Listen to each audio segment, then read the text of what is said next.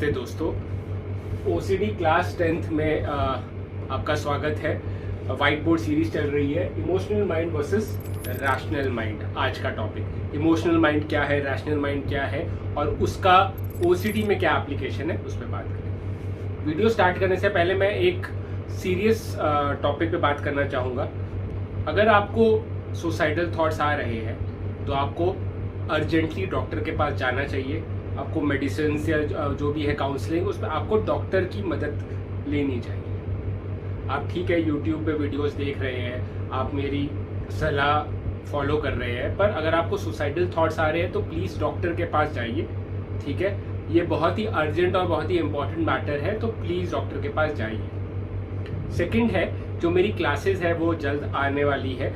वो क्लासेस में मैं थॉट्स, फीलिंग्स और उस थॉट्स और फीलिंग्स के बारे में बताऊंगा और कैसे आप अपने पर्सनल लाइफ में उसको यूज़ कर सकते हैं अपनी मेंटल हेल्थ इश्यूज से निकलने के लिए और अपने मेंटल हेल्थ को स्ट्रांग बनाने के लिए। इस पे ये क्लासेस है। तो 3 क्लासेस होंगी। एक तो जिसमें मैंने पहले बताया कि 10+ से ज़्यादा लोग होंगे एक क्लास में। एक क्लास में 3 से 4 बच्चे होंगे, 3 से 4 लोग होंगे और एक क्लास में 1 to 1 होगा। उसी हिसाब से उसकी पेमेंट होगी, उसी हिसाब से उसकी फीस होगी। बेसिकली ये एक मोटिवेशनल, एक लाइफ गाइडेंस क्लासेस होंगी। मैं डॉक्टर नहीं हूँ, मैं पहले भी कहता हूँ, तो मैं कोई थेरेपी वगैरह नहीं दूंगा, बट ये एक लाइफ गाइडेंस होगी, एक मोटिवेशनल सेशन होगा आपके साथ। पर्सनल आपकी लाइफ में आप कैसे जो थॉट्स है, फीलिंग्स है, इनको कैसे मैनेज करके अपनी लाइफ में आप आगे बढ़ सकते हैं, इसके ऊपर क्लासेस होंगी। शुरू करते हैं आज का topic, emotional mind versus rational mind.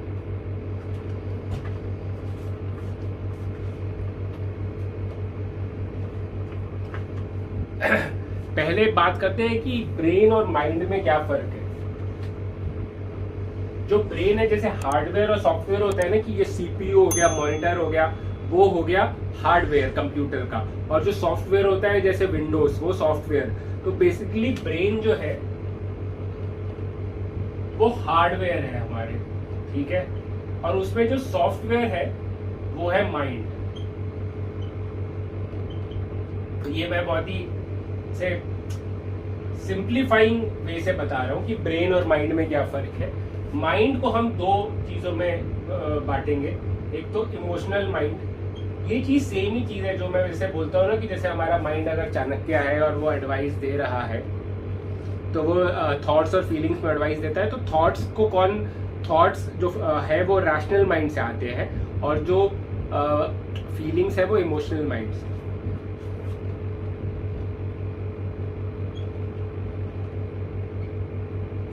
Rational मतलब लॉजिकल, जो मतलब थॉट से सोच के, आप सोच समझ के जो आप करते हो उसे कहते हैं रैशनल, क्योंकि ये चीज रैशनल है, ये चीज लॉजिकल है, लॉजिकल को ही रैशनल बोलते हैं। अब इमोशनल माइंड में भी 2 आ जाते हैं, quick emotions and thought emotions. ये जो चीजें हैं, ये सब मैं जो बता रहा हूँ, वो ये जो किताब है इमोशनल इंटेलिजेंस, ठीक है, ये इमोशनल इंटेलिजेंस की ही को मैं 3 बार पढ़ चुका हूँ। डैनियल गोलमैन की ये किताब है, बहुत तगड़े साइकोलॉजिस्ट है, इनकी ये किताब है इमोशंस के बारे में। ये यूपीएससी में भी जो एथिक्स इंटीग्रिटी वाला जो पेपर है, उसमें भी डैनियल गोलमैन की ये बुक रेफर करते हैं कि यही बुक जो है इमोशंस के बारे में समझने के लिए, एम्पैथी और वो सब। तो ये बुक किताब से ही मैं समझा रहा हूँ ये। तो ये सारा कुछ बहुत ही साइंटिफिक चीज़ है, मैं रेफरेंस इनकी ले रहा हूँ, डैनियल गोलमैन, इमोशनल इंटेलिजेंस। तो जो माइंड है वो इमोशंस देता है, इमोशनल माइंड और रैशनल माइंड। अब जो रैशनल माइंड है वो थॉट, जैसे कोई लॉजिकल आपको करना है, फॉर एग्जांपल आपको किस स्टॉक में पैसा खर्च करना है, या आपको आगरा जाना है तो कैसे आगरा जाएंगे आप, दिल्ली से पहले ऑटो लेंगे घर से, फिर बस। तो स्टेप बाय स्टेप जो मतलब थॉट आउट प्रोसेस होता है, जो आप सोच समझ के चीज़ें लेते हो, वो आपका रैशनल माइंड करता है, ठीक है। जैसे मैंने बताया मल्टीप्लिकेशन, डिवीजन, जो भी आपको चीज़ सोच के करना होगा वो आप रैशनल माइंड से करते हो, सोच समझ के जो चीज़ें करते हो। इमोशनल माइंड होता है जो आपको खुद से ही, जो इमोशन है जो खुद से ही आंसर आ जाता है। जैसे इमोशनल माइंड में भी इंट्यूजन जैसे होता है, इंट्यूटिव थिंकिंग या इंट्यूजन होता है कि अपने अंदर से बस आ रहा है, वो कह रहे हैं ना कि आप क्यों कर रहे हो ये, या फॉर एग्जाम्पल आप शादी कर रहे हो, उससे कोई शादी कर रहे हो, बस अंदर से मुझे ये पसंद है, क्यों पसंद है पता नहीं। या कई बार कई होता है ना कि जैसे फॉर एग्जाम्पल मुझे आइसक्रीम पसंद है, क्यों पसंद है, मुझे डांस पसंद है, क्यों पसंद है, बस पसंद है, बचपन से ही पसंद है, उसका कोई रीजन नहीं होता। वो इमोशनल थिंकिंग होती है जो आपके अंदर से आ रही है। अब इमोशनल जो थिंकिंग होती है वो रैशनल थिंकिंग से कैसे डिफरेंट होती है? जो रैशनल थिंकिंग है वो थोड़ी स्लो होती है। आपको कौन से स्टॉक पे पैसा लगाना है तो आपको थोड़ा सोच के लगाना पड़ेगा ना। पर जो इमोशनल माइंड है वो उसी टाइम होता है कि गुस्सा आता है, उसी टाइम गुस्सा आता है।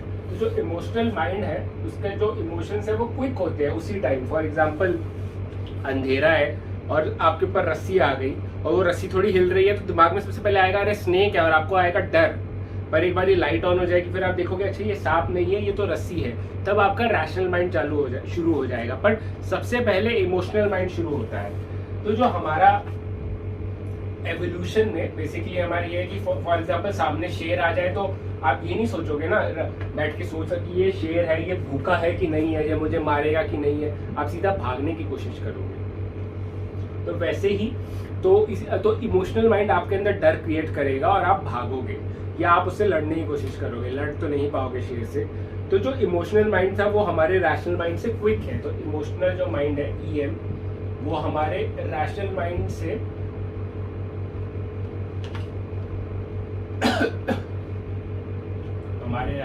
से फास्टर है, ठीक है। वो हमारे पर इमोशनल माइंड जो हमेशा एक्यूरेट नहीं होता है, एक्यूरेट नहीं होता हमेशा, क्योंकि वो जल्दी होता है। फॉर एग्जांपल लाइट चली गई और सांप ऊपर से आ रहा है तो आपको एक्यूरेटली तो पता नहीं है ना कि वो सांप है कि नहीं है, आपको लग रहा है कि वो सांप है, मुझे कुछ कर सकता है। बेसिकली जो इमोशनल माइंड है वो हमें सर्वाइवल चाहता है हमारा। तो इमोशनल माइंड फास्ट है बट वो फास्ट की वजह से एक्यूरेट नहीं होता, ठीक है। तो वो अपनी स्पीड पे फोकस करता है, एक्यूरेसी पे फोकस नहीं करता। पर जो रैशनल माइंड है वो एक्यूरेट होता है पर वो स्लो होता है। आप कोई चीज सोच समझ के डिसीजन लोगे तो ज्यादातर चांसेस है कि आप सही डिसीजन लोगे, राइट। पर इमोशनल माइंड बहुत जल्दी डिसीजन लेता है, वो हमेशा सही नहीं होता।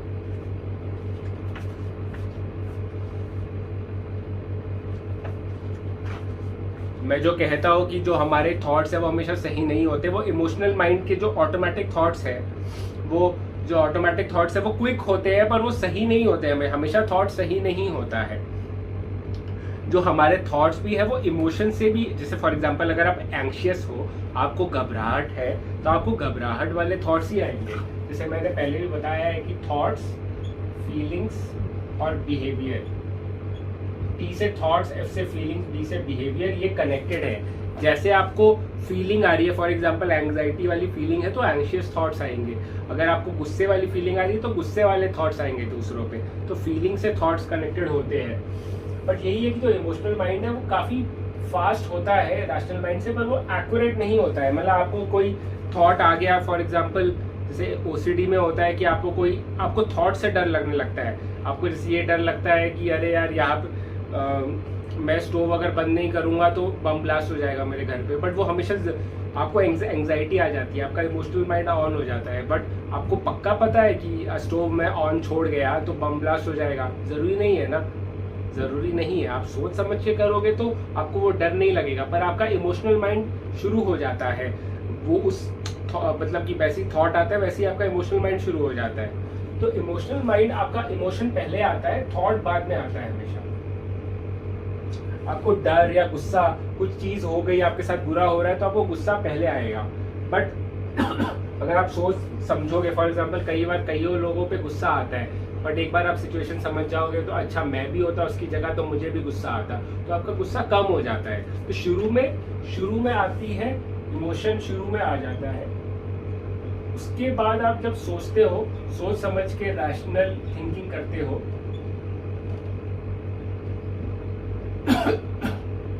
तब जाके आपको अच्छा ठीक है यार मैंने इमोशनल, कई बार होता है ना पछतावा तो होता ही है गुस्सा करके, तो वही है पहले इमोशन आ गया फिर रैशनल आप वो करो,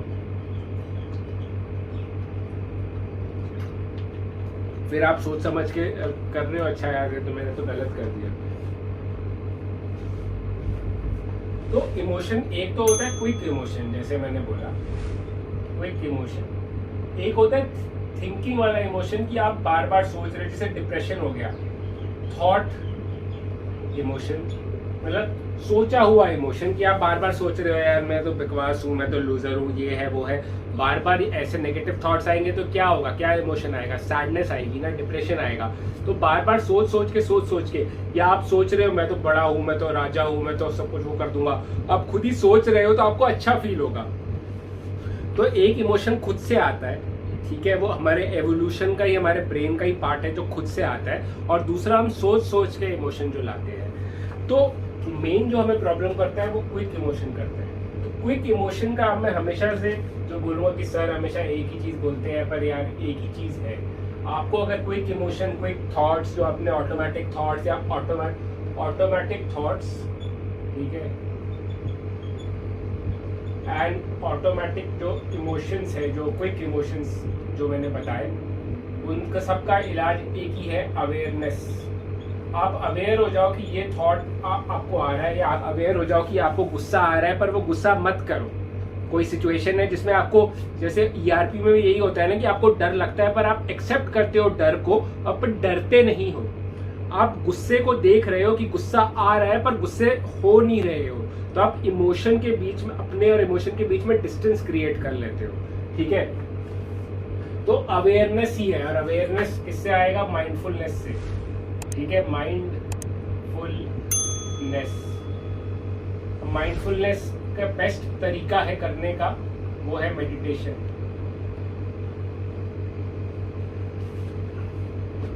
अगर कोई आदमी बहुत ही अवेयर है, चीजों के बारे में बहुत अवेयर है, तो उसे कहेंगे कि वो माइंडफुल है। और माइंडफुलनेस को प्रैक्टिस करने के लिए बेस्ट चीज क्या है, मेडिटेशन, ठीक है। मेडिटेशन की मेरी क्लास बहुत जल्दी आएगी। आई नो कि मैं बार बार बोल रहा हूँ, पर मैं सोच रहा हूँ कि पहले थियोरेटिकल सारा कुछ समझा दूँ, फिर मेडिटेशन के ऊपर करेंगे प्रैक्टिस। तो मेन चीज है अवेयरनेस, आप लेके आओ। एक्ट थेरेपी में भी अवेयरनेस का पार्ट है, ईआरपी में भी अवेयरनेस का पार्ट है कि आपको इमोशन आ रहा है, आपको डर लग रहा है, पर आप अवेयर हो कि मुझे डर लग रहा है, पर तो भी आप डर नहीं रहे हो। जब आपको पता है कि आपके साथ ये सब चल रहा है, मैं आपको क्यों पढ़ा रहा हूँ, क्योंकि मैं चाहता हूँ कि आप अवेयर हो जाओ, और आप एक बार अवेयर हो गए तब आप कुछ कर सकते हो। जब आपको पता ही नहीं है कि आपके साथ क्या हो रहा है तो आप करोगे क्या, ठीक है। तो अवेयर हो जाओ, फिर आप अपने इमोशंस को, अपने थॉट्स को मैनेज कर सकते हो।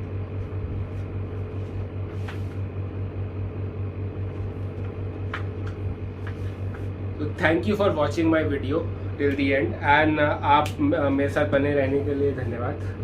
ये बुक जो है वो ज़रूर पढ़िए, काफ़ी अच्छी बुक है, emotional intelligence bye Daniel Goleman, ठीक है। ये बुक आप पढ़िए, मैं किताब का नाम लिख देता हूँ।